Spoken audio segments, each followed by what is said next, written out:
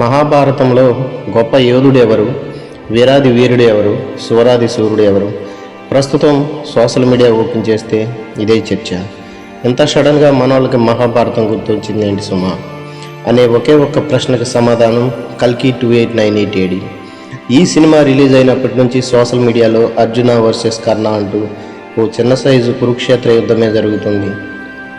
మరి ఇందులో నిజంగా గొప్ప వీరుడు ఎవరు? తింటే గారెలే తినాలి, వింటే భారతమే వినాలి. వినడానికి ఇది ఓ సామెతే, కానీ అందులో చాలా వరకు నిజం ఉంది. ఎందుకంటే మహాభారతంలో ఉన్నదే ఈ లోకంలో ఉంది. ఈ లోకంలో లేనిది కూడా మహాభారతంలో ఉంది. అందుకే మహాభారతానికి అంత విలువ ఇస్తారు హిందువులు. ఇక మహాభారతం అంతా ఒక ఎత్తు అయితే 18 రోజులు జరిగిన కురుక్షేత్ర మహాసంగ్రామం మరో ఎత్తు. పాండవులు కౌరవుల మధ్య జరిగిన ఈ మహాయుద్ధంలో కొన్ని కోట్ల మంది ప్రాణాలు వదిలారు. ఈ యుద్ధం గురించి వింటూ ఉంటే గూస్ బంప్స్ రావటమే తప్ప వినటం పూర్తయ్యే వరకు పోవడం ఉండదు. మరి అలాంటి కురుక్షేత్ర యుద్ధాన్ని కల్లారా చూస్తే ఎలా ఉంటుంది? అవును, ప్రస్తుతం మన సినిమాలు ఆ ప్రయత్నమే చేస్తున్నాయి. ఇటీవల రిలీజ్ అయిన కల్కి 2898 AD చిత్రంలో కురుక్షేత్ర యుద్ధానికి సంబంధించిన కొన్ని సన్నివేశాలు చూస్తుంటే రోమాలు నిక్కపొడుచుకోవడం కాదు, లోపలి ప్రాణాలు లోపలే లేచిపోతాయి. కళ్ళు కన్నార్పడం మర్చిపోతే చూస్తున్న ప్రేక్షకులు ప్రపంచాన్నే మర్చిపోయారు. కల్కి సినిమా చూసేందుకు వచ్చిన ప్రేక్షకులు కురుక్షేత్ర సంగ్రామ యుద్ధానికి వీక్షకులు అయిపోయారు. ఇక్కడి వరకు అంతా బాగానే ఉంది. కట్ చేస్తే థియేటర్ నుంచి బయటికి వచ్చిన తర్వాత సోషల్ మీడియాలో మరో యుద్ధం మొదలైంది. అదే కర్ణ వర్సెస్ అర్జున. ఇద్దరిలో ఎవరి గొప్ప అంటూ పోస్టులు దర్శనమిచ్చాయి. మరి కల్కిలో చూపించింది ఏంటి, నిజంగా మహాభారతంలో ఉన్నదేంటి? రెండింటిపై అలా ఓసారి చూద్దాం. ప్రభాస్ ప్రధాన పాత్రలో నటించిన కల్కిలో కర్ణుడి గురించి చాలా గొప్పగా చెప్పారు. ముఖ్యంగా మహాభారత యుద్ధంలో అత్యంత గొప్ప వీరుడు ఎవరు అనే ప్రశ్నకి అశ్వత్థామ నోటి నుంచి కర్ణుడే అనే సమాధానం చెప్పించారు. పైగా కర్ణుడి వీరత్వాన్ని శ్రీకృష్ణ పరమాత్మ ప్రశంసించినట్లుగా చూపించారు. ముమ్మాటికి మహాభారత యుద్ధంలో అర్జునుడి కంటే కర్ణుడే గొప్ప అనేది కల్కి చిత్రంలో క్లియర్గా చూపించారు. ఇక్కడ అసలు వివాదం మొదలైంది. కర్ణుడు గొప్ప వీరుడా అనే ప్రశ్నకి మహాభారతం తెలిసిన ఎవరు లేదు అని సమాధానం చెప్పరు. కానీ అర్జునుడి కంటే గొప్ప వీరుడా అనే ప్రశ్నకి ఖచ్చితంగా కాదు అని సమాధానం ఇవ్వక తప్పదు. ఎందుకంటే ఈ విషయంలో కల్కిలో చూపించింది వేరు, మహాభారతంలో ఉన్నది వేరు. కర్ణుడు గొప్పవాడే, వీరుడే, శూరుడే, కానీ ఆయనలో కూడా చెడు ఉంది. ఆయన కూడా చెడు వెంట ఉన్నాడు అనేది మహాభారతం చదివితే అర్థమవుతుంది. అయితే కర్ణుడి చావుకి 1,00,000 కారణాలనే సామెత మనం వినే ఉంటాం.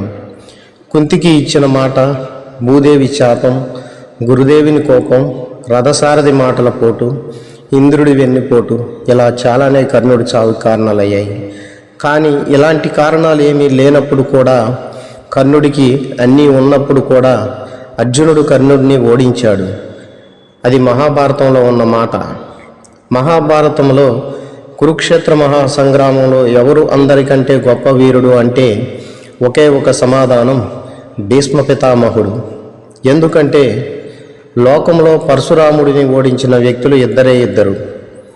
ఒకరు త్రేతాయుగంలో విష్ణు చాపాన్ని విరిసి పరశురాముడి గర్వాన్ని భంగపరిచిన శ్రీరాముడు, మరొకరు ఆయన దగ్గరే విలువిద్య నేర్చుకున్న భీష్ముడు.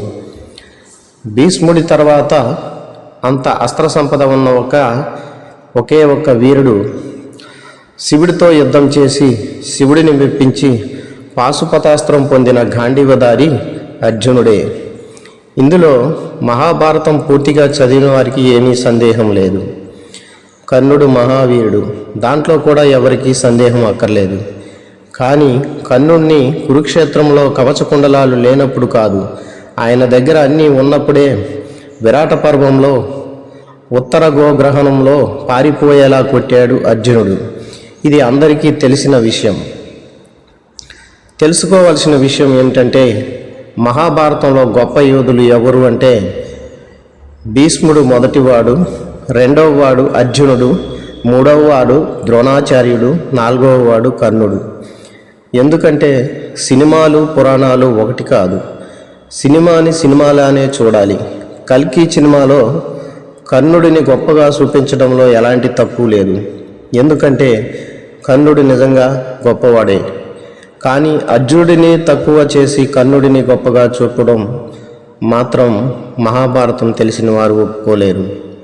అయితే మా హీరో అంటే మా హీరో గొప్ప అంటూ సోషల్ మీడియాలో కొట్టుకునే యువత మహాభారతంలో కర్ణుడే గొప్ప, కాదు అర్జునుడే గొప్ప అంటూ చర్చించుకునే స్థాయికి రావడం మాత్రం నిజంగా గొప్ప విషయం. దీనికి ముమ్మాటికి ప్రభాస్ కల్కి చిత్రమే కారణం కావడం సంతోషం. చివరిగా ఒక మాట అయితే చెప్పొచ్చు, మహాభారతం చదివినా చదవకపోయినా, తెలిసినా తెలియకపోయినా దుర్యోధన కర్ణుల స్నేహం గురించి మాత్రం ప్రపంచానికి చాటి చెప్పొచ్చు. ఎందుకంటే తన చివరి శ్వాసలో కూడా దుర్యోధనునే తలుసుకున్నాడు కర్ణుడు. అవనికి వెలుగులు పంచే ఆదిత్యుడు అంధకారంలో వదిలేశాడు. కడుపు కోతగా భావించి కన్నతల్లి అనాథగా వదిలేసింది. విద్య నేర్పిన గురువు పరమ కిరాతకంగా శాపగ్రస్తుని చేశాడు. ద్రాతృత్వాన్ని ఆసరాగా తీసుకొని దేవేంద్రుడి శక్తిని హరించాడు. ఓరిమికి ప్రతిగా పరిడవిల్లే భూమాత సైతం ఆగ్రహించింది. ఇందరి వల్ల శక్తిహీనుడైన స్నేహితుడికి ఇచ్చిన వాగ్దానాన్ని నిలబెట్టుకోలేకపోయాను. నీ దయ ముందు నేనెంత, ఈ జన్మకే కాదు హితుడా, జన్మ జన్మలకి రాధేయుడు నీ విధేయుడే మిత్రమా అని మనసును తలుసుకొని శరీరాన్ని వదిలేసిన కర్ణుడు నిజంగా గొప్ప యోధుడే.